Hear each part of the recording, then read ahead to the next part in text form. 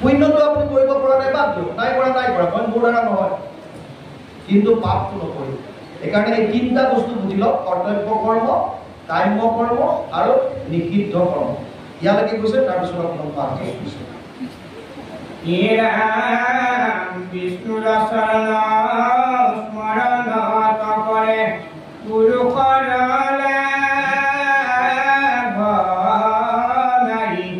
যিমান সুকতি হৰি কুমাৰক মনুষ্য জন্মে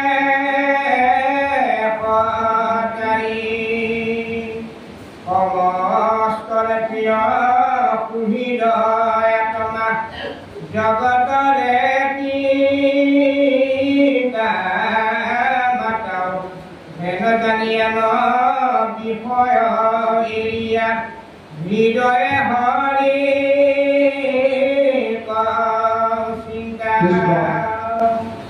কৈছে বিষ্ণুৰ চৰণ স্মৰণ কৰে পুৰুষৰ লাভ নাই।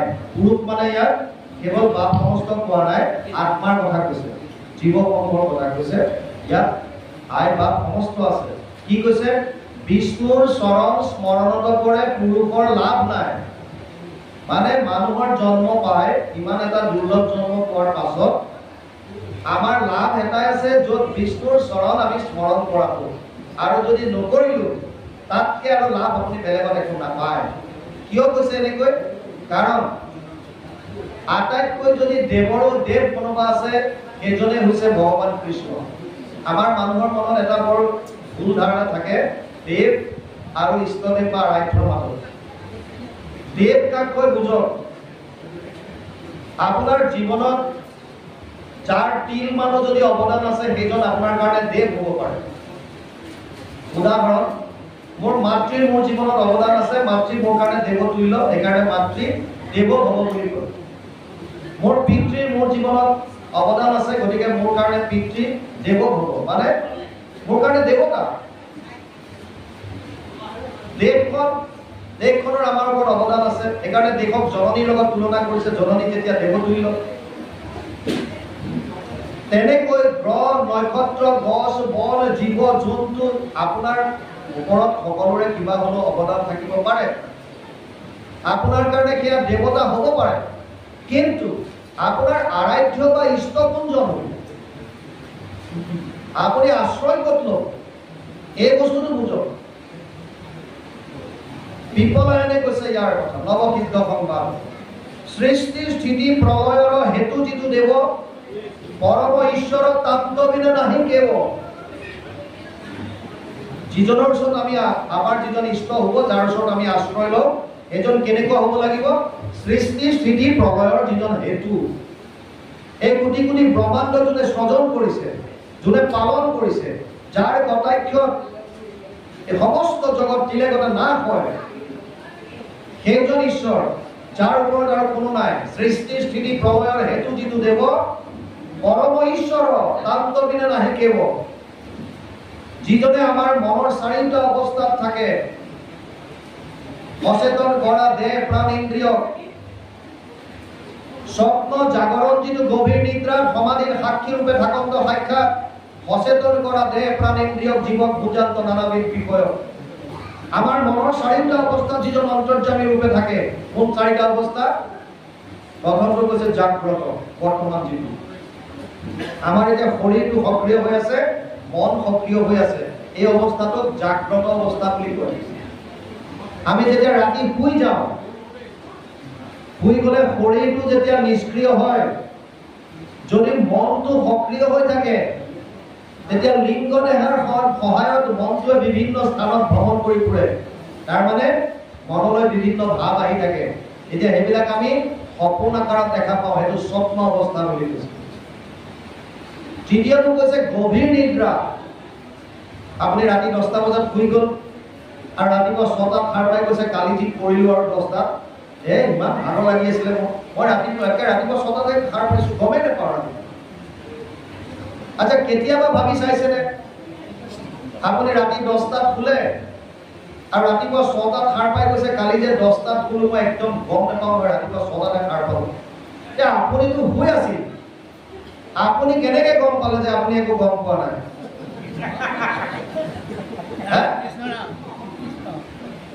আপুনি কেনেকৈ গম আপুনি শুই আছে দুৰ্ঘনিদ্ৰা ৰাতিপুৱা আপুনিয়ে কৈছে কালি যি কৰিলো আৰু ৰাতিপুৱা 6টাতে সাৰ পাইছো মই ৰাতিটো গমেই নাপাওঁ আৰে গম কেনেকৈ পালো নাপাওঁ বুলি গম কেনেকৈ পাওঁ তাৰ মানে সেই অৱস্থা স্বপ্ন অৱস্থা হওক অভিনিদ্ৰা হওক এতিয়াও কোনোবা এজন অন্তৰ্যামী ৰূপে আছে উপদ্ৰষ্টা অনুমন্তা চ ভৰ্তা ভোক্তা মহেশ্বৰ পৰমাত্মা ইতি চাপ্যুক্ত দেহে অস্মিন পুৰুষ পৰ ত্ৰয়োদশ অধ্যায় 12 নম্বৰ শ্লোক গীতা অন্তৰ্যামী ৰূপে তেতিয়া যিজন হৃদয়ত থাকে আৰু যিসকল কন্যাকীয়ে নিৰ্গুণ নিৰাকাৰ ব্ৰহ্মক উপাসনা কৰে তেওঁলোকে সমাধিত যাক দেখা পায় সেইটো অৱস্থাটো যিজনক পায় এই চাৰিটা অৱস্থা কোন চাৰিটা জাগ্ৰত স্বপ্ন গভীৰ নিদ্ৰা আৰু সমাধি এই চাৰিটা অৱস্থাত যিজন থাকে আৰু কোনজন ঈশ্বৰ কোন আমাৰ আৰাধ্য সচেতন কৰা দেহ প্ৰাণেন্দ্ৰিয় কোন দেৱৰ ক্ষমতা আছে তেওঁলোকে নিজে প্ৰলয়ৰ সময়ত চব এৰিব লাগে ব্ৰহ্মা পৰ্যন্ত না হয় যেবে এক হতক হৈ পৰিক ব্ৰহ্মাক কৰন্ত দেৱে ঈশ্বৰে সংহাৰ ব্ৰহ্মাও বাচি যাব নোৱাৰে বাকী দেৱ দেৱতা কোন আল্টিমেটলি কোনো ঈশ্বৰৰ পিনে কাৰো ক্ষমতাই নাই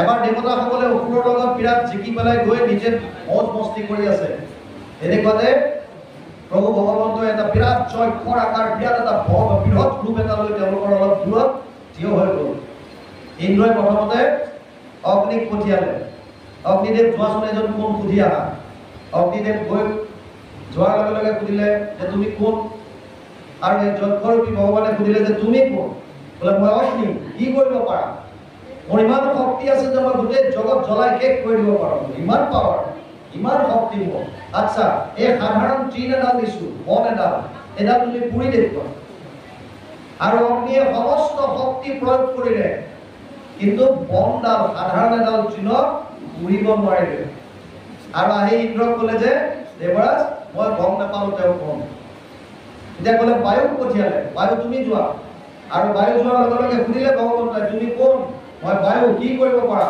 গোটেই জগত মই কঢ়িয়াই আনিব পাৰোঁ আচ্ছা ইমান শক্তি এই বনডাল লৰাই দেখুৱাচোন 3 বাৰ আৰু সমস্ত শক্তি লগৰ পাছতো সামান্য এটুকুৰা বন লৰচৰ কৰিব নোৱাৰিলে বায়ু আহি দেৱৰাজক ক'লে যে দেৱৰাজ মই গম নাপালো তেওঁ কোন দেৱতাসকলে ক'লে দেৱৰাজ ইন্দ্ৰ আপুনি নিজে গৈ চাই আহক কোন এজন আৰু ইন্দ্ৰ যেতিয়া গ'ল লগে লগে তেওঁ তাৰ পৰা কৰ্তধাৰ হ'ল আৰু তেওঁ মায়াত এগৰাকী স্ত্ৰী ৰূপ ধাৰণ কৰি মায়া শক্তিটো ৰাখি থৈছে দেৱৰাজে সুধিলে এতিয়া যে ইয়াত আছিলে এজন কোন তেতিয়া ক'লে যে এইজনে হৈছে ব্ৰহ্ম তোমালোকে ভাবিছিলা যে তোমালোকৰ শক্তিৰ কাৰণেহে তোমালোকে এই অসুৰ চক্ৰৰ ওপৰত জয় কৰি আহিলা আচলতে নিজস্ব তোমালোকৰ একোৱেই নাই তাৰ মানে দেৱতাসকলকো যিজনে শক্তি দিয়ে যিজনে প্ৰত্যেক জীৱক সচেতন কৰি ৰাখে যিজনৰ কৃপাত আমি জীৱন্ত অৱস্থাত থাকিব পাৰিছো সেইজন ঈশ্বৰৰ ওচৰত পৰলোৱাৰ কথা কৈছে আৰু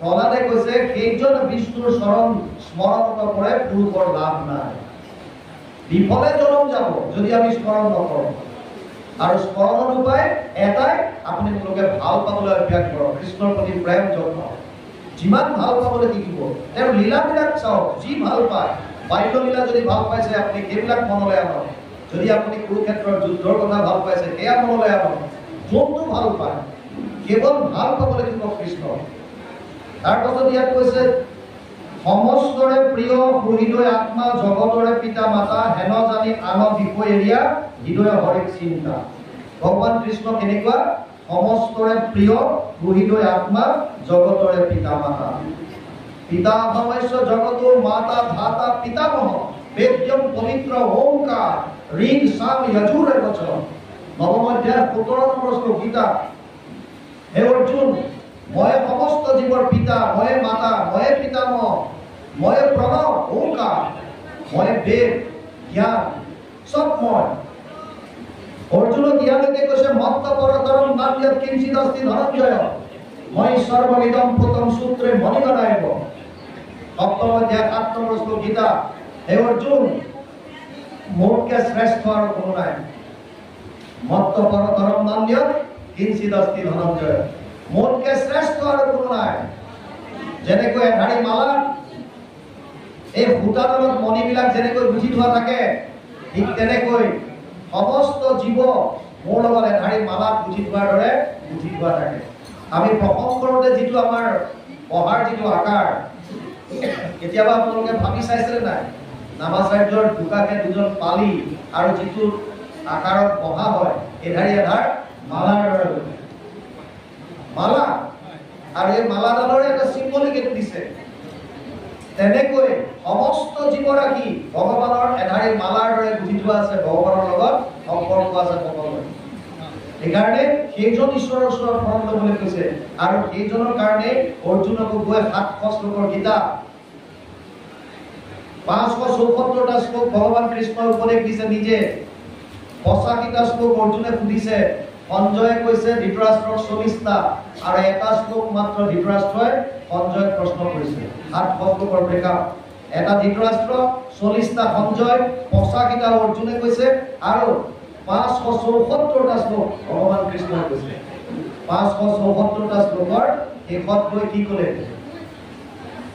সৰ্বগুহ্যতমম ভূয়শ্ৰীনুমে পৰমম বচম ইষ্টসীমে দৃঢ়মেদি তত বক্সামিতে হিতম। 8 অধ্যায় 64 নম্বৰ শ্লোক গীতা। হে অৰ্জুন, তোক মই এতিয়া গোপনীয়ৰ পৰা গোপনীয় কথাটো কম শুন, কাৰণ তই মোৰ অতি মৰমৰ ইষ্টসী। কি ক'লে? সব বাদ দি মোৰ ওচৰত আহ, সৰ্বধৰ্মান পৰিত্যাজ্য মাম একম শৰণম ব্ৰজ। সব বাদ দি মোৰ ওচৰত আহ। কিন্তু এটা কথা বুঝি ল, শৰণ বস্তুটো, শৰণ আমাৰ যিটো অৰ্জুনে শৰণ লৈছিল, এবাৰ আমাৰ শ্ৰীমন্ত শংকৰদেৱ সংঘৰ যিখন ভক্তি, কিন্তু আমি তাত এভাগ লিখা দিয়া হৈছে গীতাৰ শৰণ এক আধ্যাত্মিক তত্ত্ব বিচাৰ পাইছে ভাব। আমি তাত প্ৰতিবন্ধ কৰিবলৈ এটা চেষ্টা কৰিছোঁ আমাৰ দৃষ্টিভংগীৰে, যে অৰ্জুনে 3বাৰকৈ শৰণ ল'লে। প্ৰথম শৰণ ল'লে কেতিয়া? যুদ্ধৰ প্ৰাক মুহূৰ্ত। দুৰ্যোধন আৰু অৰ্জুন দুইটা কৈছে আশ্ৰয় বিচাৰে, মানে আপুনি যেতিয়া সহায় বিচাৰি গৈছে, আল্টিমেটলি আপুনি আশ্ৰয় লৈছে যে, কিন্তু এইটো কায়িক আশ্ৰয় হ'ল। কেৱল ক'লে যে মোক তুমি সহায় কৰা। তাৰ পাছত গীতা আৰম্ভ হ'ল। দ্বিতীয় অধ্যায়ৰ 7 নম্বৰ শ্লোকত অৰ্জুনে পুনৰ শৰণ ল'লে। কাৰ্পণ্য দোষ উপহিত স্বভাৱ পৃষ্ঠমে ত্বম ধৰ্ম সম্মূঢ় চেতা যদ শ্ৰেয়স্যাদ নিশ্চিত ব্ৰুহিতন মে শিষ্যস্তে হম স্বাধিমাম ত্বম প্ৰপন্নম। তোমাৰ শৰণত আহিলো, তোমাৰ শিষ্য, এতিয়া মোক উপদেশ দিয়া, কিন্তু এইটো কেৱল পানী। কিয়? তাৰ পিছতে ক'লে যে মই যুদ্ধ নকৰোঁ। যদি তুমি শৰণ লৈছা, সাৰেণ্ডাৰ যেতিয়া হয়, টোটেল সাৰেণ্ডাৰ হ'ব লাগে, সম্পূৰ্ণ সমৰ্পণ। সম্পূৰ্ণ সমৰ্পণ হোৱাৰ পাছত আৰু তোমাৰ এইটো মই কৰিম, মই তোমাৰ চৰণত শৰণ ল'লো, কিন্তু মই এইটো নকৰোঁ, এইবিলাক নাচালে। কিন্তু পৰমটো এইবিলাক কাম নাই। সমৰ্পণ যেতিয়া হ'লা, সাৰেণ্ডাৰ যেতিয়া কৰিলা, তোমাৰ কাম শেষ। এতিয়া যিজন আশ্ৰয়দাতা সেইজনে ক'ব, তেওঁৰ মতে চলিব লাগিব। আৰু এইটো গৈ কেতিয়া কৰিছেগৈ? যেতিয়া 66ত ক'লেগৈ 8 অধ্যায় সব বাদ দি মোৰ ওচৰত আহ। তাৰ পাছত শেষত যেতিয়া ক'লে তোৰ মনত আৰু সন্দেহ আছে নেকি, তেতিয়া ক'লে নাই, নষ্টু মহাস্মৃতিৰ লব্ধা তৎ প্ৰসাদত মই চ্যুত স্থিতোস্মি গত সন্দেহ কৰিষ্যে বচনম তব। এতিয়া মই তোমাৰ মতে কাম কৰিম, মানে টোটেল সাৰেণ্ডাৰ শেষত কৰিছে। বুজি পালে? এতিয়া আমি যে শৰণ লওঁ, আমাক যদিও আমি কোৱা হয় কায়ো মনোবাক্যে, এটা বস্তু বুজি লওক, ইন্দ্ৰিয়ানি পৰাইন্যাহুৰ ইন্দ্ৰিয়েভ্য পৰম মন মনসস্তু পৰ বুদ্ধে যে বুদ্ধে পৰসস্তু স। 3 অধ্যায় 42 নম্বৰ শ্লোক গীতা। তাত কৈছে শৰীৰতকে বলৱান ইন্দ্ৰিয়, ইন্দ্ৰিয়তকে বলৱান মন, মনৰ ওপৰত আছে বুদ্ধি, বুদ্ধিৰ ওপৰত আছে আত্মা, আকৌ আত্মাৰ ওপৰত আছে মায়া, মায়াৰ ওপৰত আছে ভগৱান। ভগৱানক পাবৰ কাৰণে মন বুদ্ধি দ্বাৰা কেনেকৈ যাব? এতিয়া একেবাৰে ওচৰততো নাই, আত্মাৰ মাজতো মায়া এখন আছে, তাৰ পিছতে ভগৱান। মন বুদ্ধি তিনিওটা, কায় মন বুদ্ধি যিকেইটা আছে বাণী, এই আটাইকেইটা বস্তু কিহৰ? মায়াৰ সৃষ্টি, 24 তত্ত্বৰ ভিতৰৰ বস্তু। আমি কায় মনোবাক্য বুলি যে কওঁ, কায়টো শৰীৰ, মন আৰু বাণী তিনিওটা মায়াৰ হয়নে নহয়? 24 তত্ত্বৰ ভিতৰৰ মায়াৰ বস্তু এটা আপুনি দিব্য বস্তু শৰণ কেনেকৈ ল'ব পাৰে? মায়া জ্বৰ, মায়াৰ নিজস্ব শক্তিয়ে নাই। এই কথাটো আগতে বুজি ল। আমি শৰণ লওঁ, কোনে শৰণ ল'বলৈ দিছে? তই মোক শৰণ ল। তই কোন আচলতে? মই আত্মা। কাৰণে মনলৈ ভাৱ সদায় আনিব যে মই আত্মা, মই শৰণ লৈছোঁ। এতিয়া কাৰ দ্বাৰা লৈছোঁ? মই মোৰ নিজৰ আত্মাই এই ইন্দ্ৰিয়সমূহৰ দ্বাৰাহে ভোগ কৰে। গতিকে মই কায়ো মনোবাক্যক তোমাৰ চৰণত লগাই দিছোঁ। এই ভাৱটো লৈ পেলাই যদি আপোনালোক শৰণ লয়, তেতিয়াই আচল শৰণ হ'ব। তেতিয়া টোটেল চাৰেণ্ডাৰ হ'ব। মইহে শৰণ লৈছোঁ। মই বুলি কওঁতে শৰীৰটো নেকি? শৰীৰটো মোৰ বস্তু। মই আৰু মোৰ মাজত পাৰ্থক্য আছে। 24 তত্ত্বৰ দ্বাৰা গঠিত এইটো জড় শৰীৰ। আত্মাৰূপে মই আছোঁ ইয়াত। গতিকে মই আৰু মোৰ মাজত ডিফাৰেঞ্চ আছে। মোৰ বস্তুটো কেতিয়াও মই হ'ব নোৱাৰে। এখন কাৰ গামোচা? মোৰ গামোচা। কাৰ চেলেং? মোৰ চেলেং। কাৰ হাত? মোৰ হাত। কাৰ শৰীৰ? মোৰ শৰীৰ। মোৰ শৰীৰটো মই হ'ব নোৱাৰো কেতিয়াও। যেনেকৈ চেলেংখন মই নহয়, মোৰ চেলেং, তেনেকৈ এইটো মোৰ শৰীৰ। আমি কোৱাত ঠিকেই কওঁ, মোৰ গাটো আজি 2 দিন ধৰি ভাল লগা নাই, মোৰ শৰীৰটো বেয়া লাগি আছে, মোৰ কৈ থাকো। কিন্তু বুজাত কি বুজো যে এইটোৱে মই। শৰীৰটোকে মই বুলি ভবাৰ কাৰণে যত যিমান খেলি মেলি গৈছে। চেষ্টা কৰিব লাগিব মই আচলতে শৰীৰটো নহয়, মই আত্মা। এই তত্ত্বটো বুজি লৈ আমি শৰণত আগবাঢ়িব লাগিব। তাৰপিছত ইয়াত কৈছে সমস্তৰে প্ৰিয় সুহৃদয় আত্মা, জগতৰে পিতা মাতা। এই আত্মা ভগৱান নিজে। আত্মা ভাবে বংশ জীৱলোকে জীৱভূত সনাতন। পঞ্চদশ অধ্যায় গীতা 7 নম্বৰ শ্লোক। অহম আত্মা গুদাকেশ সৰ্বভূতাশ্ৰয়ে স্থিত। 10ম অধ্যায় 20 নম্বৰ শ্লোক গীতা। মই আত্মা, সমস্ত ভূতৰ হৃদয়ত মই বাস কৰিছোঁ। সেইকাৰণে ইয়াক কৈছে সমস্তৰে প্ৰিয় সুহৃদয় আত্মা, জগতৰে পিতা মাতা। 9ম অধ্যায় 15 নম্বৰ শ্লোকত কৈছে যে মই সকলোৰে পিতা, মই মাতা, পিতামহ চব মই। তাৰপাছত কৈছে হেন জানি আন বিষয় এৰিয়া হৃদয় হৰেক চিন্তা। হেন জানি আন বিষয় এৰিয়া। বিষয় মানে 5টা জ্ঞানেন্দ্ৰিয়ৰ 5টা বিষয় আছে। ৰূপ, ৰস, গন্ধ, স্পৰ্শ আৰু শব্দ। এই 5টা হৈছে বিষয়। এইকেইটাই হৈছে মূল কালপিক আমাক পাপ কৰ্ম কৰোৱাৰ। মূলতে এইটোৱে। চাওক, চকুৱে প্ৰথমতে কিবা এটা দেখিলে। এজন মানুহ গৈ আছিল ৰাস্তায়, যাওঁতে ৰাস্তাৰ দাঁতিত এজোপা আম দেখিলে। এখন বাগিচা ধুনীয়াকৈ ভেটি থোৱা আছে, তাত আম দেখিলে ধুনীয়া। চকুটোৱে আমটো দেখি পেলাই, এতিয়া চকুৱেতো আমটো পাৰিব নোৱাৰে। গতিকে আল্টিমেটলি ভৰিকেইটাৰ সহায়ত আগবাঢ়ি গ'ল। ভৰিকেইটাটো ওচৰ পালেগৈ, এতিয়া ভৰিকেইটাইতো তাক ভৰমুতি মাৰিব নোৱাৰে। গতিকে হাতৰ সহায় ল'লে। হাতেৰে লাখুটি এডাল দি পেলাই আমটো পাৰিলে। হাতেৰে বুটলিও ল'লে, পিছে খাবতো সক্ষম নাই এতিয়া হাতৰ। হাতে কি কৰিলে, আনিলে ওচৰলৈ, ভাবিলে মই শুনি চাওঁ কেনেকুৱা। নাকে গোন্ধটো লৈ ল'লে।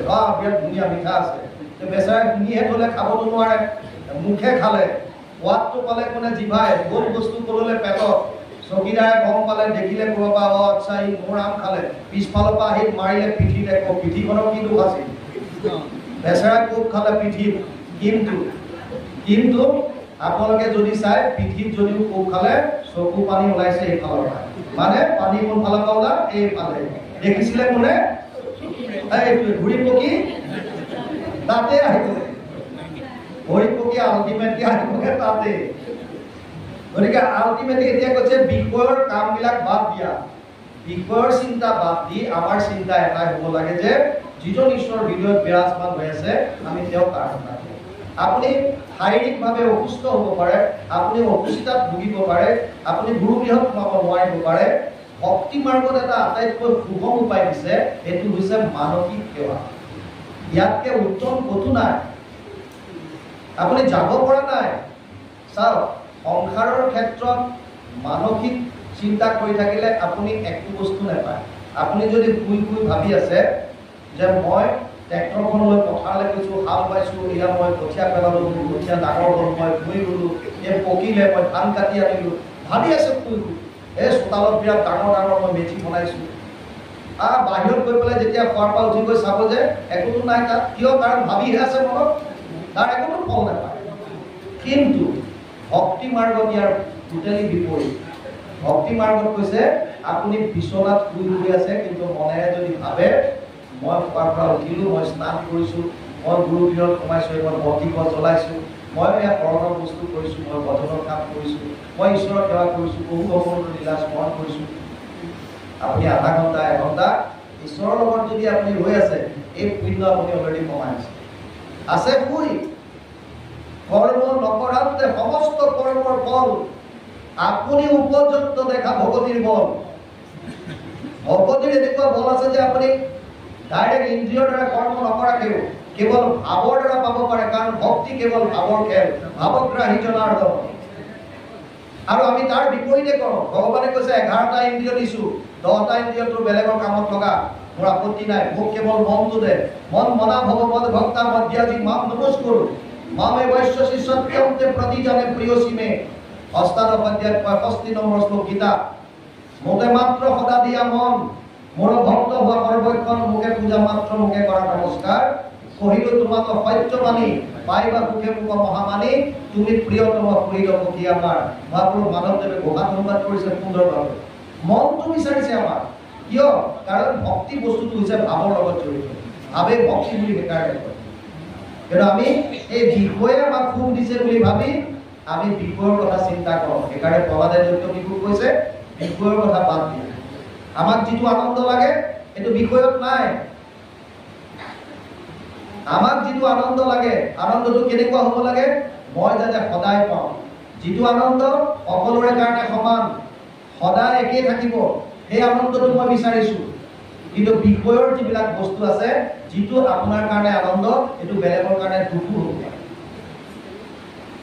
এজন ৰোগী, তেওঁৰ অসুখ হৈছে, তেওঁৰ কাৰণে এইটো কষ্টকৰ কথা, কিন্তু ডাক্তৰ এজনে মনে মনে ভালো পাব পাৰে যে বেটা আহিছে আজি মোৰ ওচৰলৈ কাষ্টমাৰ বেছি। বুজি পাইছে নাই? বস্তুবিলাক তেনেকুৱা, যিটো আপোনাৰ কাৰণে বেয়া বেলেগ এজনৰ কাৰণে ভাল হ'ব পাৰে, বিষয়ৰ বস্তু। কিন্তু যিটো প্ৰকৃত আনন্দ, সেইটো সকলোৰে কাৰণে কি?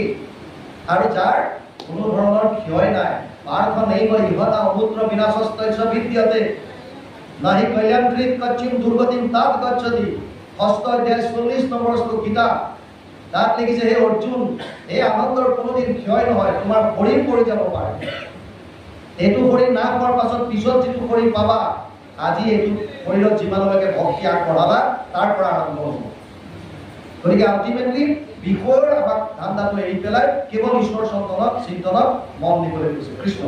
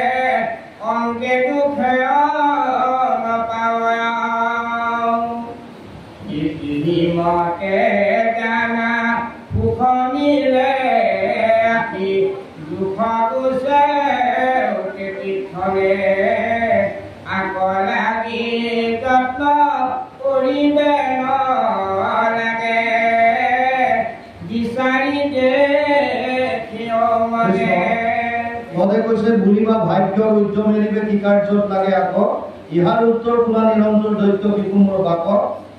পশু শৰীৰতো ইন্দ্ৰিয়ৰ সুখ সমস্তে দেহত পাৱে, পূৰ্বৰ অদৃষ্টে যত্ন নকৰিবে আপুনি আতি মিলাৱে। যদি হয়তো ক'ব পাৰে যে ভাগ্যৰ উদ্যম এৰিব লাগে, কি কাৰ্যতনো এইটো কাম লাগে, তাৰ উত্তৰ হিচাপে কৈছে যে ইন্দ্ৰিয়ৰ সুখবিলাক পশু শৰীৰতো পায়। আৰু ইয়াত কৈছে পূৰ্বৰ অদৃষ্টে যত্ন নকৰিবে আপুনি আহি মিলাৱে। বৰ তত্ত্বৰ কথা এটা কৈছে। চাওক, অলপ আগত আপোনালোকক কৈছিলোঁ আমাৰ জীৱনৰ সুখ দুখবিলাক নিৰ্ভৰ কৰিছে কেইটামান কথাৰ ওপৰত। মূল 4টা বস্তু।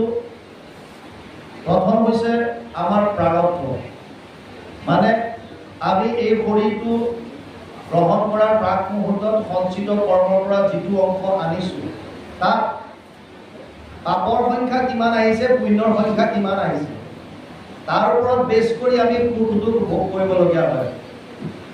আৰু ভকতসকলে কয় যে এইটো কেৱল 25%হে নিৰ্ভৰ কৰিছে, বাকী 75% কি? তেওঁলোকে কৈছে 25% নিৰ্ভৰ কৰে সন্তানৰ সুখ দুখ মাকৰ ওপৰত। আমি অলপ আগত কৈছিলো গৰ্ভৱতী মহিলাই এই যে সন্তানটো স্থিত হোৱাৰ পৰা প্ৰসৱলৈকে এই সময়ছোৱাত তেওঁৰ আচৰণ, ব্যৱহাৰ, খাদ্যাভ্যাস কেনেকুৱা। 5 বছৰ 5 মাহলৈকে সন্তানটোৰ চৰ্মও নহয়। মাকে যি খায়, জ্বলা টেঙা যত যিমান গ্ৰহণ কৰে, ৰস হিচাপে গৈ নাৰীৰ দ্বাৰা শৰীৰটোত এই সন্তানৰ শৰীৰত ডাইৰেক্ট পৰে আৰু চিঞৰি উঠে, বহু অপি ময়া দৃষ্টা ইয়নিধাৰম পৃথক পৃথক গৰ্ভবাস মহাদুঃখ ত্ৰাহিমাম মধুসূদন স্তোত্ৰ শংকৰাচাৰ্য লিখিছে। তাত লিখিছে, কি লিখিছে তাত?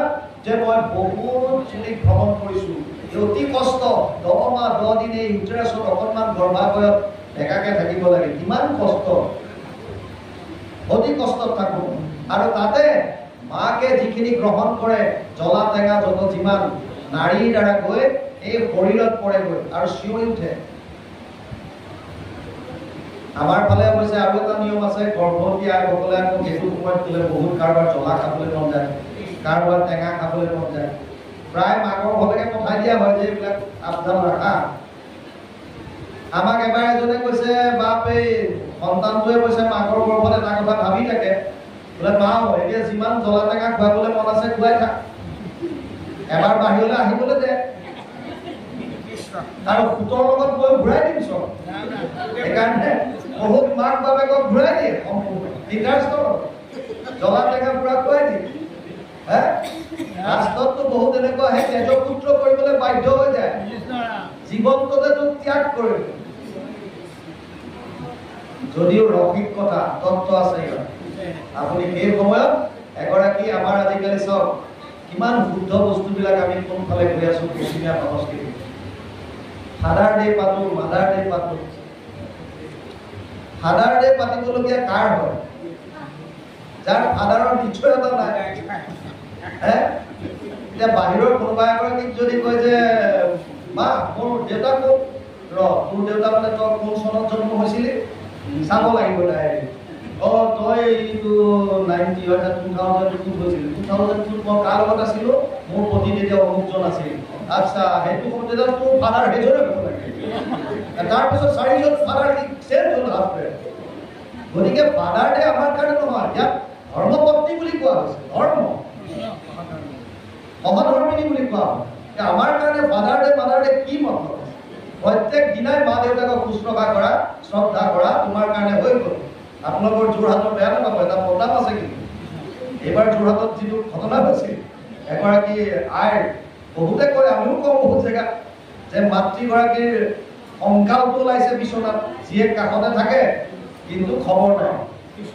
কোনে গৈ আছো, আমি কি কৰি আছো, কোন জেগাৰ মই নাজানো, যোৰহাটৰ একুৰেট ক'ত, ঘৰৰ ওচৰত, একে সত্য কথা। এইবাৰে তেতিয়াহ'লে চাওঁ ইয়াতকে আৰু লাজৰ কথা কি থাকিব? গতিকে আল্টিমেটলি এইখিনি কথা চিন্তা কৰিবলগীয়া। মই কৈ আছিলো দুখ সুখৰ ভোগীৰ কথা। দুখ সুখ উপভোগ কৰা প্ৰথমটো হৈছে আমি প্ৰাৰব্ধ কেনেকৈ আনিছো। 25% প্ৰাৰব্ধত আছে, 25% আইসকলৰ ওপৰত নিৰ্ভৰ কৰিছে, মাতৃৰ ওপৰত। তেওঁ গৰ্ভত ধাৰণ কৰাৰ পৰা বুলি প্ৰসৱলৈকে এই সন্তানটো যেতিয়ালৈকে লৈ আছে, কেনেকৈ কি ধৰণে তেওঁৰ খাদ্যাভ্যাস, কেনেকুৱা তেওঁৰ আচৰণ, জ্ঞানেন্দ্ৰিয়ৰ দ্বাৰা কি গ্ৰহণ কৰিছে, কি খাদ্য গ্ৰহণ কৰিছে। অকল এইটোৱে নহয় খাদ্য, বাকীবিলাক জ্ঞানেন্দ্ৰিয়ৰ দ্বাৰা গ্ৰহণ কৰাৰ খিনিও এয়াও খাদ্য কেনেকুৱা গ্ৰহণ কৰিছে। বাপ সমস্ত ভাবিছে আমি বাচিলো, বচা নাই। বাপ সমস্ত আছে 25%। সৃষ্টি কাৰ্যত আগবাঢ়িবলৈ যাওঁতে আপোনাৰ মানসিক স্থিতি কেনেকুৱা, কামনা বাসনা নে ভক্তি ভাৱত ঈশ্বৰে আমাক দিছিলে সৃষ্টি বৰ্ধন কৰিবৰ কাৰণে প্ৰভু ভগৱন্তৰ সেৱক হিচাপে প্ৰভু কৃপা কৰিবা, এইটো এটা বেলেগ ভাৱ। আৰু তাৰ পাছত আপুনি এজন পিতৃ হিচাপে ভগৱন্তৰ সেৱক হিচাপে আপুনি আপোনাৰ কৰ্ম কৰি গৈছে। আৰু চতুৰ্থ যিটো আছে সেইটোৱে আচল বুলি কৈছে। ভগৱানে কৈছে ৭৫% চেঞ্জ কৰাৰ মোৰ ক্ষমতা নাই। মানে যিটো প্ৰাৰব্ধ আমি লৈ আহিছো এইটো চেঞ্জ কৰিব ভগৱানৰ নোৱাৰা বুলি কৈছে, নকৰে। নিমিত্ত কৰিব পাৰিব যদি আপুনি একান্ত সেৱক হয়, আপোনাৰ প্ৰাৰব্ধ নিমিত্ত কৰি পাৰ কৰাই দিব, অনুকূল বায়ুৰ দৰে। না কৰিব নোৱাৰে, কাৰণ আপুনি ভোগ কৰিবই লাগিব। মাকৰ এতিয়া পুনৰ আকৌ ফ্লেশ্ববেক হৈ গৈ মাকৰ গৰ্ভত সোমাই পেলাই চেঞ্জ কৰি পেলাই মাকে বেলেগ চিন্তা কৰিব, এইটো অসম্ভৱ। গতিকে সেই ৭৫%ৰ কোনো উপায় নাই, হাতত আছে ২৫%। ভগৱানে কৈছে কৌৰৱৰ ১০০টা পুত্ৰ হোৱাৰ পাছতো মই কৌৰৱৰ পক্ষত নাই, পাণ্ডৱৰ ৫জন আছিল কিন্তু মই পাণ্ডৱৰ পক্ষত আছিল। ৭৫% আপোনাৰ বেয়া হ'ব পাৰে, ২৫% আপুনি নিজে গঢ় দিব লাগিব। এইটো হৈছে কাম্য, আপোনাৰ এতিয়া বৰ্তমান ক্ৰিয়ামান কৰ্ম, ভৱিষ্যত কৰ্ম। এতিয়া কি কৰিছে?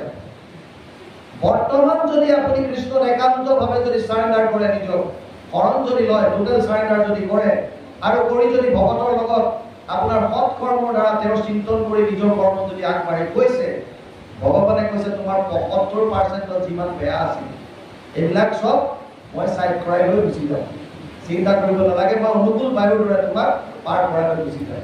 ইয়াতকে সুবিধা আৰু ক'ত পাব? এতিয়া ইয়াত বৰ সুন্দৰ কথা এটা কৈছে, পশু শৰীৰতো ইন্দ্ৰিয়ৰ সুখ সমস্ত দেহত পাওঁ। আমি ৪০-৫০ কিলোমিটাৰ ধাবাত গৈ ৰাতি ডিনাৰ কৰি যিটো আনন্দ পাওঁ, নানা ফাষ্ট ফুড খাই বিভিন্ন ধৰণৰ খাদ্য ভোজন কৰি যিটো আনন্দ পাওঁ, গাহৰি এটাই ২০টা ভোজনতকৈ একে আনন্দ পায়। আৰু আপুনি কিমান ভোজন কৰে ডেইলি? ১ কেজি চব মিলাই, শাক চব্জি চাউল তাউল মিলাই 1 কেজি আপুনি খালে, হাতীয়ে ১০০ কেজি খায়, আপোনাৰ তেই বেছি আনন্দিত। পশু শৰীৰতো যদি আপুনি সেইটোতে খোৱাটোকে যদি আনন্দ বুলি ভাবিছে, ইন্দ্ৰিয়ৰ সুখ এইবিলাক সুখ পশু শৰীৰতো পায়। গতিকে কি বুলি কৈছে? তাৰ পাছত এটা ডাঙৰ কথা কৈছে, পূৰ্বৰ অদৃষ্টে যত্ন নকৰিব আপুনি আহি মিলাব। যিটো আপুনি পাবৰ কাৰণে চেষ্টা কৰি আছে, আজি সুখ পাব লাগে, সুখ লাগে, এইটো চেষ্টা নকৰাকো আপুনি পাব। কাৰণ দুখ নিবিচৰাকে দুখ পাইনে নাই, চিধা কনচেপ্ট এইটো ফৰ্মুলা। মানুহে কোনে দুখ বিচাৰে? দুখ কোনোবা বিচৰা আছে নেকি? নাই, কেৱল কুন্তীৰ বিষয়ে পাওঁ। কিন্তু ইণ্টাৰেষ্টিং কথা, যদিও আমি কওঁ যে কুন্তীয়ে দুখ বিচাৰিছিল, কুন্তীয়ে ইনডাইৰেক্টলি সুখে বিচাৰিছে। চাওক কেনেকে কুন্তীয়ে কৈছে যে বিপদ সন্তু শাশ্বত তন্ত্ৰ তন্ত্ৰ জগত গুৰু ভৱতু দৰ্শনম ইয়াতিস্যাদ পুনঃ ভৱ দৰ্শনম। ১:৮:২৫ প্ৰথম স্কন্ধ ৮ম অধ্যায় ২৫ নম্বৰ শ্লোক ভাগৱত। মোক বিপদ দিয়া, কিয়? যে বিপদ দিলে তুমি, মোৰ দুখ হলে তুমি মোৰ লগত থাকা। কুন্তীৰ ষ্টাইলটো শুনো। কুন্তীয়ে কৈছে মোক বিপদ দিয়া, কিয় লাগে বিপদ? কাৰণ বিপদ দিলে তুমি আমাৰ লগত থাকা। উদাহৰণ দিছে কোনবিলাক? বিশাল মহাগণে পুৰুষদ দৰ্শনা দশত সভায় বনবাস কৃষ্ণদ মৃদে অনেক মহাৰথাস্ত্ৰ দ্ৰৌণী অস্ত্ৰ হৰি অভিৰক্ষিতা। ১:৮:২৪ প্ৰথম স্কন্ধ ৮ম অধ্যায় ২৪ নম্বৰ শ্লোক ভাগৱত। বিষ দুৰ্যোধনে যেতিয়া বিষ পান কৰাইছিল ভীমক, তেতিয়া তুমি বচালা। অগ্নি জতুগৃহত যেতিয়া জ্বলাই দিছিল, বিশাল মহাগণে পুৰুষদা নৰখাদক, মনত থাকোঁতে বিভিন্ন ধৰণৰ নৰখাদৰ ৰাজ্যখালীৰ পৰা, অস্বচ্ছ ভাই দ্ৰৌপদীৰ বস্ত্ৰহৰণৰ পৰা, মহাৰথাস্ত্ৰ বনবাস কৃষ্ণ দুৰ্বাসামুনি বনবাসত থাকোঁতে হাত দিয়াৰ পৰা অকণমান হাত ভোজন কৰি পেলাই, আৰু কুৰুক্ষেত্ৰৰ যুদ্ধত বিৰাট ৰথী মহাৰথীৰ অস্ত্ৰৰ পৰা, আকৌ ইতিমধ্যে কুৰুক্ষেত্ৰৰ পাছত অশ্বত্থামাৰ ব্ৰহ্মাস্ত্ৰৰ পৰা। তাৰ মানে যেতিয়া মোৰ বিপদ হৈছে, তেতিয়া তুমি চৰাইয়ে যেনেকৈ পাখি মেলি পেলাই নিজৰ সন্তানকেইটাক ৰক্ষা কৰে, তেনেকৈ মোক ৰক্ষা কৰি আছিলা। গতিকে হে প্ৰভু, মোক আকৌ সেই দুখ দিয়া। দুখ দিলে কি হ'ব? তুমি মোৰ লগত থাকিবা। তুমি কোন? এতিয়া তত্ত্বটোলৈ আহক। কৃষ্ণ কোন? কৃষ্ণৰ কথা বেদত কৈছে, তৈত্তৰীয় উপনিষদত ৰসুমেই সহ এজন আনন্দ স্বৰূপ।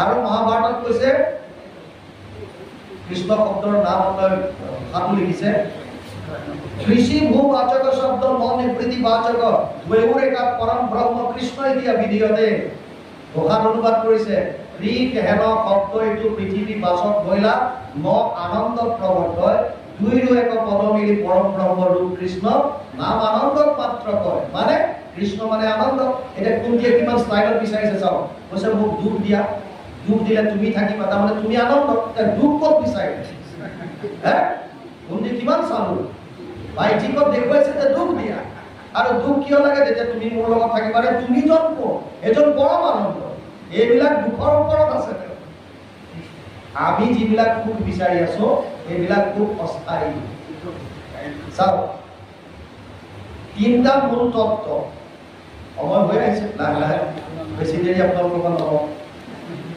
তিনটা মূল তত্ত্ব এক হৈছে ভগৱান তত্ত্ব এক হৈছে তেওঁৰ শক্তি মায়া তত্ত্ব আৰু এক হৈছে জীৱ আমি হলো জীৱ আমাক আনন্দ লাগে ক'ত পাম এতিয়া তত্ত্বটো দুটাই আছে এফালে আছে ভগৱান এফালে আছে তেওঁৰ মায়া কাক কয় চতুশ্লোকী ভাগৱত তৃতীয় শ্লোকত কৈছে মায়াৰ বিষয়ে ঋতেৰ্থে ইয়াত প্ৰতিয়ত না প্ৰতিয়ত চাত্মানি তদ বিদ্যাত আত্মনো মায়া যথা আভাসো যথা তম 2:34 দ্বিতীয় স্কন্ধ নৱম অধ্যায় 34 নম্বৰ শ্লোক ভাগৱত অনুবাদ কৰিছে দ্বিতীয় স্কন্ধত আমাৰ গুৰুজনাই অনুবাদ কৰিছে পানীৰ দৰে ভাষাৰে মায়াৰ বিষয়ে মায়া মানে কি গুৰুজনাই কৈছে অবস্তুক দেখাওয়াই বস্তু কাবৰে এইকে মোহৰ মায়া জানা নিষ্ঠ কৰে ইয়াতকে আৰু কি সহজ ফৰ্মুলা হে নাথাকিতো যেন দেখি চন্দ্ৰমা দুটয় যেনেকে ৰাতি কেতিয়াবা পুখুৰীত যেতিয়া সোণৰ প্ৰতিবিম্বন কৰে তাৰ পৰা এনেকুৱা লাগে যেন সাক্ষাৎ জোনটো তলৰ পৰাহে ওলাই আহি আছে থকাটো দুটা থকা নিচিনা লাগে থাকিলেও ৰাহুক যেন কেহো নেদেখে আছে শুনি আছে ৰাহুক কোনো দেখা নাই সেই মতে মায়া আৰ কৰি ঈশ্বৰক আশাৰ বিষয় সদা দেখায় জীৱ মায়াই কি কৰিছে দুই ধৰণৰ মায়া আছে এবিধক কৈছে জীৱ মায়া এবিধক কৈছে গুণ মায়া জীৱ মায়াৰ কি কাম এটা হৈছে আৱৰণ মানে আমাক ভগৱানৰ মাজত এখন আৱৰণ দিব পৰ্দা এখন দিয়ে যাৰ কাৰণে আমি প্ৰভু ভগৱন্তৰ হৃদয় এটা থকাৰ পাছতো আমি দেখা নাপাওঁ আৰু এটা হৈছে বিক্ষেপণ মানে আঁতৰাই পঠায় মনটোক আমাৰ ভগৱানৰ ওচৰৰ পৰা আঁতৰাই মায়াৰ ওচৰলৈ পঠিয়ায় যিটো বস্তু আচলতে আমাক দেখুৱাই দিয়ে তাত একো নাই নথকা বস্তুতে অবস্তুকে বস্তু কৰি আমি দৌৰি আছো আমাৰ জেছলমেৰত পোষ্টিং আছিল 95 ৰ পৰা 2001 95 ৰ পৰা 2001 লৈকে জেছলমেৰত যেতিয়া আছিলো তেতিয়াই আমি এবাৰ ৰেকৰ্ড কৰিছিলো 52 ডিগ্ৰী সেলসিয়াছ গৰম দিনত 52 ডিগ্ৰীলৈকে গৈছিল দূৰতে যেতিয়া চাওঁ ৰ'দত পানীৰ নিচিনা লাগে যিটো মৃগ তৃষ্ণা আমি নিজে দেখা একদম পানীৰ নিচিনা লাগে কমপ্লিট যেন পানী আছে তাত আগবাঢ়ি গৈ থাকক কিন্তু আগবাঢ়ি গৈ থাকে তাৰমানে আচলতে বস্তুটো নাই আপুনি পকা আলিটো য'ত আগতে আলকতৰা দিয়া যিবিলাক আছে খুব ৰ'দ পৰিলে তাতো তেনেকুৱা লাগে দূৰত পানীৰ নিচিনা লাগে আপুনি আগবাঢ়ি গৈ থাকক কিন্তু আগবাঢ়ি গৈ থাকে মায়া বস্তুটো কেনেকুৱা শুনক এখন স্কুলত দুটা ল'ৰা আছিল ইমান অঘাইতক মানুহে তাহাঁত দুটাক নাম দিছিল জয় বিজয় সিহঁতে এটাই চিন্তাত থাকে ক্লাছ কেনেকৈ ক্ষতি কৰিব পাৰে আগদিনাই প্লান কৰে এদিন প্লান কৰিলে যে কাইলৈ যিকোনো উপায়ে ক্লাছ ক্ষতি কৰিব লাগে কিন্তু আমি দুটা যদি অকলে কৰোঁ বেয়া কথা হ'ব এনেকুৱা এটা প্লান কৰ যাতে গোটেই চবৰে ক্লাছ ক্ষতি হয় সিহঁতে প্লান কৰি প্ৰিন্সিপালৰ ছাগলী তিনিটা আছিল লুকুৱাই দিলে লুকুৱাই বগা ছাগলী তিনিটা দি পেলাই এটা ৰুমৰ ভিতৰত গৈ সোমাই পেলাই থৈ দিলে বন্ধ কৰি বগা ছাগলী আৰু এটা মাৰ্কাৰ পেন দি পেলাই লিখিছে 1 এটাত লিখিলে 2 আৰু এটাত লিখিলে 4 বুলি লিখিলে আৰু সন্ধিয়া সময়ত যেতিয়া প্ৰিন্সিপালে দেখিছে ছাগলী অহা নাই চকীদাৰক মাতি কৈছে আৰে মোৰ ছাগলী নাই কাইলৈ যেতিয়ালৈকে তোক মই ক'লো কথা ছাগলী যেতিয়ালৈকে নাহে দেখিবি তোক চকীদাৰে পিছদিনাখন প্ৰাৰ্থনাৰ সময়তে ক'লে ভাই ছাৰৰ ছাগলী হেৰাইছে আগতে ছাগলী বিচাৰি দে তাৰপিছতহে ক্লাছ হ'ব চবকে লগাই দিলে ইহঁতে মনে মনে গৈ ৰুমটো খুলি দিলে ছাগলী দৌৰ মাৰিলে তেনেকৈ চবেই গৈ বিচাৰি ফুৰিছে পালে কৈছে এটাই কৈছে পালো 1 নম্বৰটো পাই গ'লো এটাই কৈছে 2 নম্বৰটো পালো এটাই কৈছে 4টো পালো ইছৰাম 3 নম্বৰটো ক'ত গ'ল বিচাৰি আছে গোটেই স্কুল ছুটিৰ সময় হৈ গ'ল তাৰপিছত আমি ফাইনেলি প্ৰিন্সিপালক কৈছে ছাৰ আপোনাৰ আমি 1 2 আৰু 4 নম্বৰটোহে পালো 3 নম্বৰটো নাপালো কৈছে মোৰ 3টাই আছে তাৰমানে বদমাচি কৰি 3 নম্বৰটো নাইকিয়া কৰি 4 লিখি দিলে এই যেনেকৈ 3টো বিচাৰি গোটেই দিনটো চলাত কৰিলে আমিও তেনেকৈ সংসাৰত সুখ বিচাৰি গোটেই জীৱন পাৰ কৰাই আছো। এইটো কেতিয়াও নাপায়, বস্তুটো নাই এটা। আপুনি ডাক্তৰৰ তালৈ গৈছে, আপোনাৰ অসুখ হৈছে, ডাক্তৰে প্ৰেছক্ৰাইব কৰিলে, মেডিচিন কেইটা ক'লে আমাৰ ইয়াত নাই, আপুনি লৈ যাব। আৰু আপুনি এতিয়া মেডিচিন কিনিবলৈ হোটেলত গৈছে, মোক এই মেডিচিন কেইটা দিয়া। গেলামালৰ দোকানত গৈছে, মলত গৈছে, কাপোৰৰ দোকানত গৈছে, গোটেই ঘূৰি ফুৰক নাপায় যেতিয়ালৈকে ফাৰ্মাচীত নোসোমায়। তাৰ মানে তিনিটা তত্ত্বৰ জীৱ কৈছো আমি। আমাক লাগে আনন্দ। আনন্দ পোৱাৰ দুটাই জেগা আছে, এফালে ভগৱান, এফালে মায়া। মায়াৰ কাৰণে কোনে যে তাক অবস্তুক বস্তু কৰি দেখুৱাইছে, মায়াই আপোনাক কেতিয়াও আনন্দ দিব নোৱাৰে। তাৰমানে ধন, টকা, পইচা, ঘৰ দুৱাৰ, স্বৰ্গ ইত্যাদি কৰি পেলাই ব্ৰহ্মলোক পৰ্যন্ত ক'তো আপোনাৰ সেইটো সুখ নাই। তেতিয়াহ'লে ক'ত থাকিব? ভগৱানত থাকিব। ভগৱান কোন? আমি ক'লো ভগৱান আনন্দ স্বৰূপ। ভগৱান কৃষ্ণ মানে আনন্দ। গতিকে যেতিয়ালৈকে কৃষ্ণৰ চৰণত নাযাওঁ তেতিয়ালৈকে আনন্দ নাপাওঁ। এতিয়া ইয়াত কৈছে বৰ সুন্দৰভাৱে প্ৰহ্লাদে বৰ সুন্দৰ ফৰ্মুলা দিছে।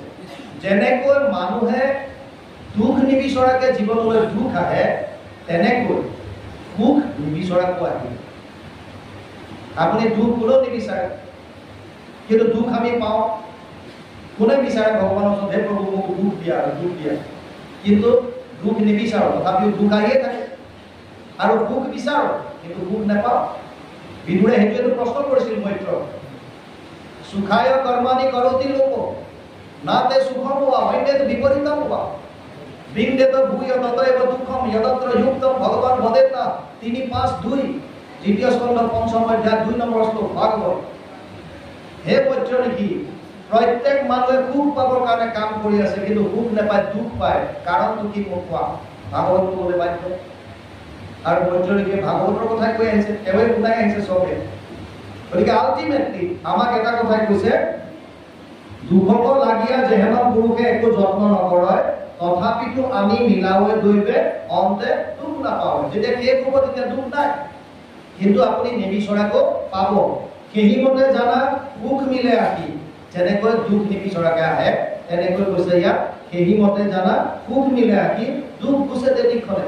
দুখ সুখৰ কনচেপ্টটো বুজক। এটা বস্তু আহিলে ভাল লাগে, এটা বস্তু আঁতৰি গ'লে ভাল লাগে। দুখ আৰু সুখ বস্তুটো কেনেকুৱা? যিটো বস্তু আপোনাৰ ওচৰলৈ আহিলে, পৰিস্থিতি হওক যি হওক, আপোনাৰ ওচৰলৈ আহিলে যদি আপোনাৰ অনুকূল হয়, তেতিয়া আমি সেইটোকে সুখ বুলি কওঁ।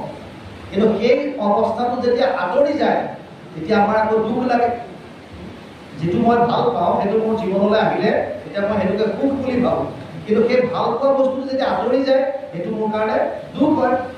আৰু দুখটো কেনেকুৱা? যিটো বস্তু আহিলে মই বেয়া পাওঁ, সেইটো মোৰ দুখ। আৰু যদি সেইটো আঁতৰি যায় তেতিয়া, তাৰ মানে প্ৰত্যেকটো বস্তু এটা আহিলে ভাল লাগে, আঁতৰি গ'লে বেয়া লাগে, এটা আহিলে বেয়া লাগে, আঁতৰি গ'লে ভাল লাগে। দুখ সুখৰ কি বস্তু আছে? এজন গুৰু আৰু শিষ্য স্নান কৰিবলৈ গৈছে নদীত। নদীৰ পাৰত বহি আছে, নদীৰ পাৰত বহি আছে। গুৰু শিষ্য দুইজনে দেখিছে পানী একদম উফন্দি আহিছে নদীত।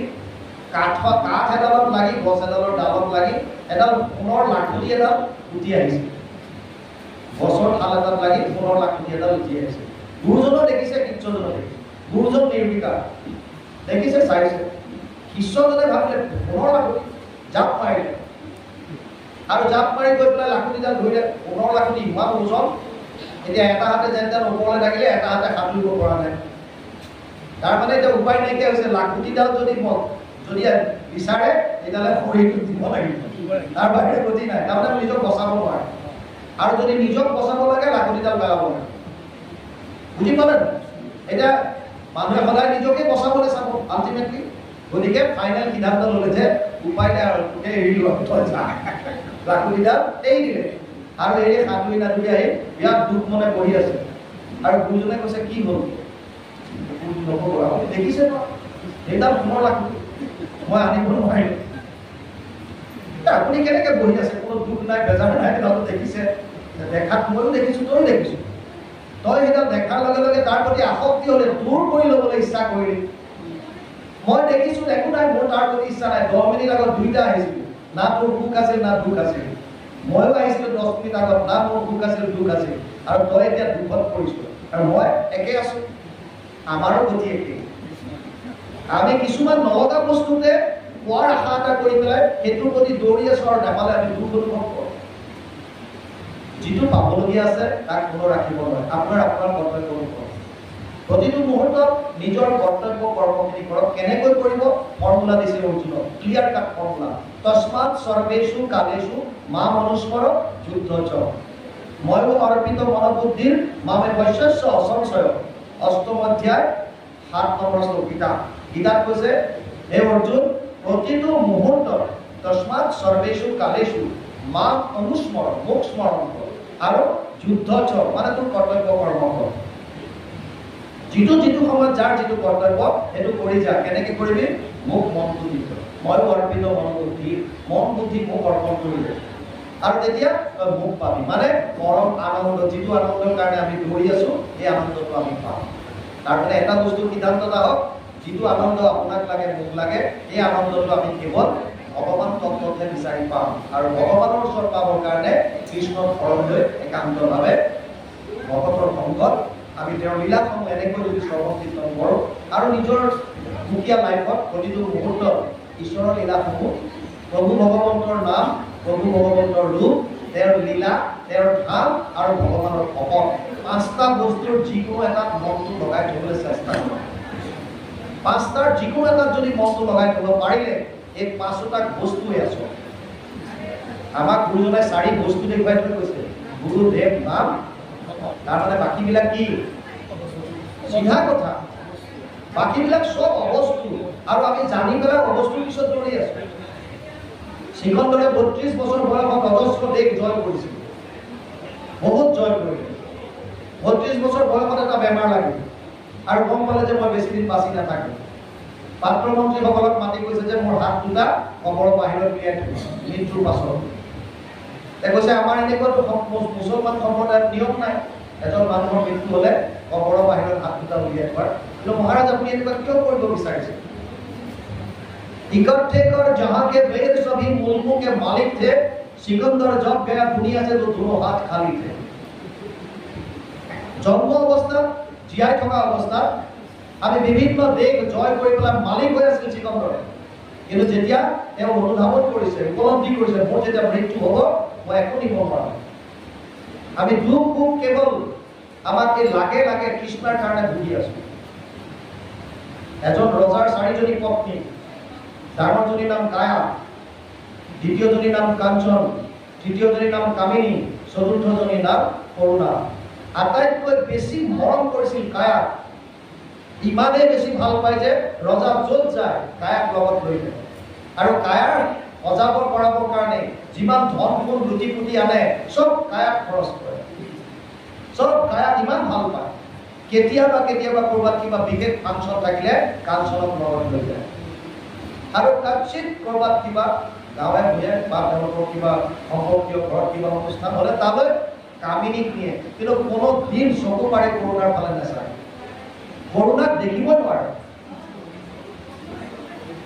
দিন বাগৰিছে, ৰজা ভয় হৈ আহিছে, আৰু এদিন উপলব্ধি কৰিলে মই বেছি সময় জীয়াই নাথাকোঁ। ভয় কৰিছে মোৰ মৃত্যু হ'ব এতিয়া। কায়াক মাতি ক'লে, কায়া জীৱন্ত অৱস্থাতো তোমাক মই খুব প্ৰেম কৰিছিলোঁ, তোমাক যি লাগে বুলি কোৱা তাকে দিছিলোঁ, তোমাক সজাব কৰাবৰ কাৰণে বিভিন্ন দেশ আক্ৰমণ কৰি ধ্বংস গুটি আনিছিলোঁ। আজি মই অনুভৱ কৰিছোঁ যে মই বেছি সময় জীয়াই নাথাকিম, কিন্তু সেই কায়া মোৰ অকলে যাবলৈ ভয় লাগিছে, তুমি মোৰ লগত যাবানে নাই? কায়াই কৈছে মই নাযাওঁ, তুমি মোক সজালা পঢ়ালা তোমাৰ কথা, মই কিন্তু তোমাৰ মৃত্যু হ'লে তোমাৰ লগত যাব নোৱাৰো। ডাইৰেক্ট কথা। কাঞ্চনক মাতিলে, শুনা কাঞ্চন, দেখিছা তোমাৰ বাইদেউৰ কথা, গোটেই জীৱনটো তোমাৰ লগতকৈ বেছি ভাল পাইছিলোঁ, আৰু এই কায়াৰ কাৰণে মই গোটেই খৰচ কৰিলোঁ তেওঁ সজাবলৈ পঢ়াবলৈ। আজি যেতিয়া ক'লো মোৰ মৃত্যু তুমি মোৰ লগত যাবা নাই, তোমাৰ বাইৰাই ক'লে একে আহাৰতে ক'লে নাযাওঁ বুলি। কাঞ্চন তুমিতো যাবা? কাঞ্চনে কৈছে মহাৰাজ মইতো আপোনাৰ মৃত্যুলৈহে চাই আছোঁ। মানে আপোনাৰ মৃত্যু হ'ব, মই বেলেগলৈ পলাই গুচি যাম। বোলে সেইটোৱে হ'লনে? তোমাক দেখোন মই নিছিলোঁ য'ত ফাংচন চাংচন বিলাক। বোলে নাই এইবিলাক বুজি নাপাওঁ, মই তোমাৰ মৃত্যুলৈ চাই আছোঁ। তোমাৰ ইফালে যাবা তুমি, আৰু মই বেলেগলৈ পলাই যাম। তেতিয়া কামিনীক মাতিলে, কামিনী শুনিছানে নাই দুইজনী বায়াৰৰ কথা? এই দুজনীক মই ইমান মৰম কৰিছিলো, তোমাতকে বেছি কৰিছিলো, কিন্তু আজি তেওঁলোকে মোক ডাইৰেক্ট মানা কৰিলে, কামিনী তুমি নিশ্চয় মোৰ লগত যাবা। কৈছে যাম, কিন্তু শ্মশানলৈকেহে যাম। তোমাক ইফালে চিতাত উঠাব, মোৰ লাহেকে ঘৰলৈ আহিম। সেইটোৱে হ'লে মোৰ লগত নোযোৱা তাৰমানে, বোলে নোৱাৰো তাৰমানে। এতিয়া কৰোণাক কেনেকৈ সোধে? জীৱন্ত অৱস্থাত কৰোণাক এলাগি কৰি ৰাখিলে, কোনোদিন কৰোণাৰ ফালে চোৱাই নাই, মাত বোলে নাই, মাত বোল বন্ধ। কৰোণা নিজে আহিছে চুচুক চামাৰ আৰু কৈছে মহাৰাজ এবাৰ মুখটো সুধি চাওক। বোলে মই কোনটো ডাকেৰে মই তোমাক সুধিম? মোৰতো লাজ এটা আছে, তোমাক মই জীৱন্ত অৱস্থাত কোনোদিন ভালকে মাত এষাৰ দি নাপালো, আৰু এতিয়া মই কেনেকে সুধিম তোমাক যে মোৰ লগত যাবানে বুলি? কৰোণাই কৈছে মহাৰাজ আপুনি মোক নুসুধিব পাৰে, মোক নাচাব পাৰে, নামাতিব পাৰে, কিন্তু মই আপোনাক কথা দিছো আপোনাৰ লগত মই যাম, মইহে যাম আপোনাৰ লগত। তেতিয়াহ'লে কোনে কায়া, কোনে কৰোণা, কোনে কাঞ্চন, কোনে কামিনী? কায়া হৈছে আমাৰ শৰীৰটো। এই শৰীৰটো সজাবৰ কৰাবৰ কাৰণে আমি বিভিন্ন সময়ত অনীতিৰ দ্বাৰা, দুৰ্নীতিৰ দ্বাৰা ধন টকা পইচা সংগ্ৰহ কৰি আনিছো, কেৱল এই শৰীৰটোক সুখ দিবৰ কাৰণে। মৃত্যুৰ সময়ত ই আমাৰ লগত নাযায়, ইয়াতে পৰি থাকিব। যাৰ তিনিটাই শেষ অৱস্থা বুলি কৈছে, বিষ্টা, পলু আৰু ছাই। যদি পেলাই দিয়ে, পোক পৰুৱা জীৱ জন্তুৱে খাই পেলাই বিষ্ঠা কৰি উলিয়াই দিব। যদি পুতি থয়, পলু হ'ব। যদি জ্বলাই দিয়ে, ছাই হ'ব। গতিকে কায়া শৰীৰটো। কাঞ্চন, কাঞ্চন হৈছে আমাৰ সা সম্পত্তি, ধন ধন। কাঞ্চনৰ শব্দটো অলংকাৰ। কাঞ্চনে কৈছে মই তোমাৰ মৃত্যুলৈ চাই আছো মাত্ৰ, মৃত্যু হোৱাৰ লগে লগে বেলেগলৈ পলাই যাম। আপোনাৰ নামত যিমানবিলাক ধন সম্পত্তি টকা পইচা আছে, আপোনাৰ মৃত্যুৰ লগে লগে এয়া আপোনাৰ উত্তৰাধিকাৰীলৈ নমিনীলৈ গুচি যাব, হস্তান্তৰ হৈ যাব লগে লগে। আপোনাৰ মৃত্যুৰ পাছত আৰু আপোনাৰ নামত নাথাকে। চিন্তা, বাপেকৰ আছিল যদি পিতেকলৈ যাব, পত্নীলৈ যাব, পত্নীৰ আছিল যদি গাৰ্ডলৈ যাব, আল্টিমেটলি তেওঁৰ নামত নাথাকে, বেলেগলৈ গুচি যাব। কামিনী হৈছে মিটিং কুটুম, গাঁৱৰ মানুহ। কোনেকে যায় এই চিতাত উঠোৱালে, গুচি কাটি থাকোঁতে কথা পাতিব, পেচাৰটো বৰ ভাল আছিল, গুচি গ'ল নহয়। আৰু ঘৰলৈ আহি ক'ব, হেৰা শুনিছানে, চাহৰ লগত চেনি বেছিকৈ দিবা, আজি ৩-৪ ঘণ্টা হ'ল তাত থকা, একাপ চাহ খাবলৈ পোৱা চেছ, হয়তো দুখ তাতে ঘটক চেছ। দেখুৱাই পেলাই মানুহক দেখুৱাই অকণমান ইচ্ছা কৰিলে চেছ, কোনো কাৰো লগত নোৱাৰে। কৰোণা হৈছে পৰমাত্মা, ভগৱান, যাক জীৱন্ত অৱস্থাত আমাৰ দিবৰ কাৰণে সময় নাই, যাৰ কাৰণে অকণমান চিন্তা কৰিবলৈ আমাৰ সময় নাই। মৃত্যুৰ সময়ত যদি কোনোবা আপোনাৰ লগত আত্মাৰ লগত যাবলগীয়া আছে, সেইজন হৈছে কেৱল পৰমাত্মা। আপুনি জীৱন্ত, আপুনি জীৱ হিচাপে বিষ্ঠাৰ গৰ্তত গৈ কি পতংগ নহওক কিয়, পৰমাত্মা তাতো আপোনাৰ লগত থাকিব। আত্মাক কেতিয়াও নেৰা যদি কোনোবা আছে, সেইজন হৈছে ভগৱান কৃষ্ণ। কোনো মুহূৰ্তত কোনো নেৰে। সমস্ত ভূতত ব্যাপী আছো মই হৰি, অবাকো মানিবা তুমি বিষ্ণু বুদ্ধি কৰি। সেইকাৰণে লিখিছে গুৰুজনাই, প্ৰতিটো প্ৰাণীত ভগৱান কৃষ্ণ বিৰাজমান হৈ আছে, আৰু সেই কৰোণাই আমাক মৃত্যুৰ সময়ত এৰি নিদিয়ে, আমাৰ লগত থাকে, আত্মাৰ লগত থাকে, য'ত যায় ত'ত যাওঁ। গতিকে এইবিলাক দুখ সুখ ইত্যাদি এইবিলাকৰ চিন্তা কৰি আমাৰ কোনো লাভ নাই, কাৰণ যেনেকে আমি দুখ নিবিচৰাকে দুখ আহিছে, সুখ নিবিচৰাকে দুখ আহিব। এইটো লৈ পেলাই তাকে লাগি যত্ন কৰিলে নালাগে, বিচাৰি দেখিও মন। ইয়ালৈকে কৃষ্ণ।